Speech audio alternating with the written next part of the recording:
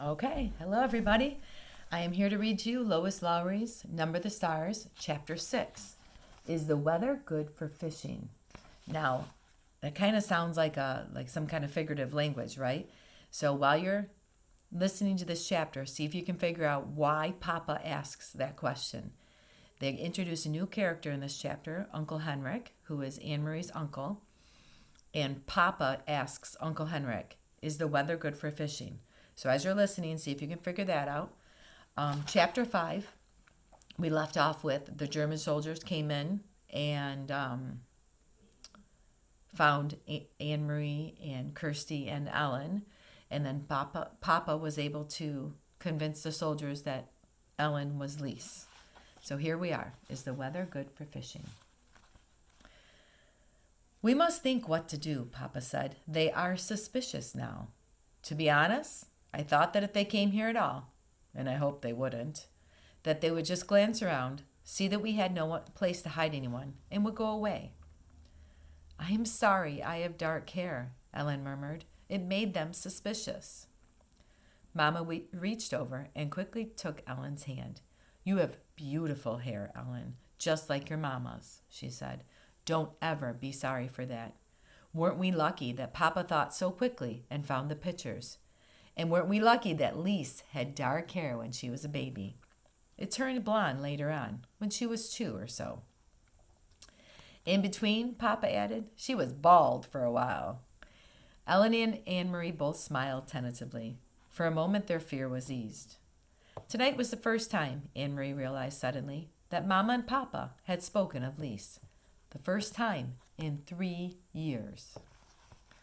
Outside, the sky was beginning to lighten. Mrs. Johansson went to the kitchen and began to make tea. I've never been up so early before, Anne Marie said. Ellen and I will probably fall asleep in school today.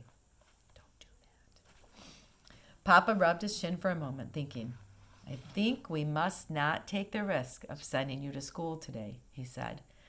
It is possible that they will look for Jewish children in the schools. Not go to school? Ellen asked in amazement. My parents have always told me that education is the most important thing. Whatever happens, I must get an education. This will only be a little vacation, Ellen. For now, your safety is the most important thing. I'm sure your parents would agree. Inge? Papa called Mom in the kitchen and then came to the doorway with a teacup in her hand and a questioning look on her face. That's Mom's name, Inge. Yes, she answered. We must take the girls to Henrik's. You remember what Peter told us. I think today is the day to go to your brother's house. Mrs. Johansson nodded. I think you are right, but I will take them. You must stay here.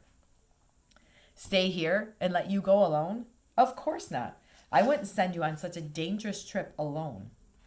Mama put a hand on her Papa's arm. If only I could go with the girls, it would be safer. I'm sorry, I read that wrong. Mama said to Papa, if only I go with the girls, it will be safer. They are likely to suspect a woman. Oh. They are unlikely to suspect a woman and her children. But if they are watching us, if they see all of us leave, if they are aware that the apartment is empty, that you don't go to your office this morning, then they will know. Then it will be dangerous. I'm not afraid to go alone. It was very seldom that Mama disagreed with Papa. Anne Marie watched his face and knew that he was struggling with the decision. Finally, he nodded, reluctantly. I will pack some things, Mama said. What time is it? Papa looked at his watch. Almost 5, he said. Henrik will still be there. He leaves around 5. Why don't you call him? Papa went to the telephone. Ellen looked puzzled. Who is Henrik? Where does he go at 5 o'clock in the morning? She asked. Anne Marie laughed. First, he's my uncle, my mother's brother. And second, he's a fisherman. They leave very early, all the fishermen, each morning. Their boats, they go out at sunrise. Oh, Ellen, she went on, you will love it there. It is where my grandparents lived, where Mama and Uncle Henrik grew up. It is so beautiful, right on the water. You could stand at the edge of the meadow and look across and see Sweden. Remember we talked about that, how close Sweden is to Denmark? She listened while Papa spoke on the phone to Uncle Henrik, telling him that Mama and the children were coming for a visit. Ellen had gone into the bathroom and closed the door. Mama was still in the kitchen, so only Anne-Marie was listening. It was a very puzzling conversation. "So, Henrik, is the weather good for fishing?" Papa asked cheerfully and listened briefly. Then he continued, "I'm sending Inge to you today with the children, and she will be bringing you a carton of cigarettes." "Yes, just one," he answered. Then after a moment, Anne-Marie couldn't hear Uncle Henrik's words. "But there are a lot of cigarettes available in Copenhagen now, if you know where to look," he went on. "And so there will be others coming to you as well, I'm sure." But it wasn't true. Anne-Marie was quite certain it wasn't true. Cigarettes were the only thing that Papa missed, the way Mama missed coffee. He complained often. He had complained only yesterday that there were no cigarettes in the stores. The men in his office, he said, making a face, smoked almost anything, sometimes dried weeds rolled in paper, and the smell was terrible. Why was Papa speaking that way? Almost as if he was speaking in code? What was Mama really taking to Uncle Henrik? Then she knew. It was Ellen. The train ride north along the British coast was beautiful. Again and again they could see the sea from the windows. Anne-Marie had made this trip often to her grandparents when they were alive, and later after they were gone to see the cheerful, sun-tanned, unmarried uncle whom she adored. But the trip was new to Ellen, who sat with her face pressed to the window, watching the lovely homes along the seaside, the small farms and villages. "Look!" Anne-Marie exclaimed, and pointed to the opposite side. "It's Kalundborg, and the deer park. Oh, I wish we could just stop here just for a little while." Mama shook her head. "Not today, honey." The train did stop at the small Kalundborg station, but none of the few passengers got off. "Have you ever been there, Ellen?" Mama asked, but Ellen said no. "Well, someday you will go. Someday you will walk through the park and you will see hundreds of deer, tame and free." Kirsty wiggled to her knees and peered through the window. "I don't see any deer," she complained. "They are there, I'm sure," Mama told her. "They're hiding in the trees." The train started again. The door at the end of their car opened and 2 German soldiers appeared. Anne-Marie tensed. Not here on the train, too. They were everywhere. Together the soldiers strolled through the car, glancing at passengers, stopping here and there to ask a question. One of them had something stuck in his teeth. He probed it with his tongue and distorted his face. Anne-Marie watched with a kind of frightening fascination as the pair approached. One of the soldiers looked down with a bored expression on his face. "Where are you going?" he asked. "Gillehe," Mama replied calmly. "My brother lives there. We are going to visit him." The soldier turned away and Anne-Marie relaxed. Then without warning, he turned back. "Are you visiting your brother for the new year?" he asked suddenly. Mama stared at him with a puzzled look. "New Year?" she said. "It is only October." "And guess what?" Kirsty exclaimed suddenly in a loud voice, looking at the soldier. Anne-Marie's heart sank and she looked at her mother. Mama's eyes were frightened. "Shh, Kirsty," Mama said. "Don't chatter so." But Kirsty paid no attention to Mama, as usual. She looked cheerfully at the soldier, and Anne-Marie knew what she was about to say. "This is our friend Ellen, and it is her New Year." But she didn't. Instead, Kirsty pointed to her feet. "I'm going to visit my Uncle Henrik," she chirped, "and I'm wearing my brand new shiny black shoes." The soldier chuckled and moved on. Anne-Marie gazed through the window again. The trees, the Baltic Sea, and the cloudy October sky passed in a blur as they continued north along the coast.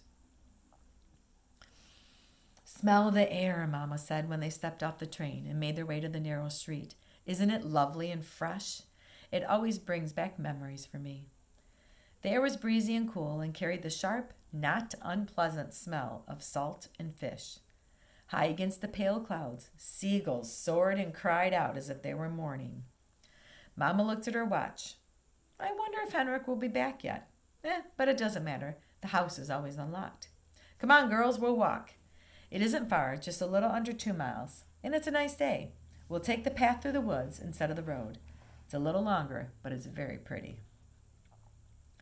Didn't you love the castle when we went through Helensor, Ellen? Kirsty asked. She had been talking about the Kronberg castle ever since they had seen it, sprawling, massive, and ancient, beside the sea, and they could see it from the train. I wish we could have stopped to visit the kings. They all lived there, and the queens. Anne Marie sighed in exasperation with her little sister. They do not, she said. They did in the old days, but there aren't kings there anymore. Denmark has only one king anyway, and he lives in Copenhagen. But Kirsty had pranced away, skipping along the sidewalk. Kings and queens, she sang happily. Kings and queens. Mother shrugged and smiled. Let her dream, Anne Marie. I did the same thing when I was her age.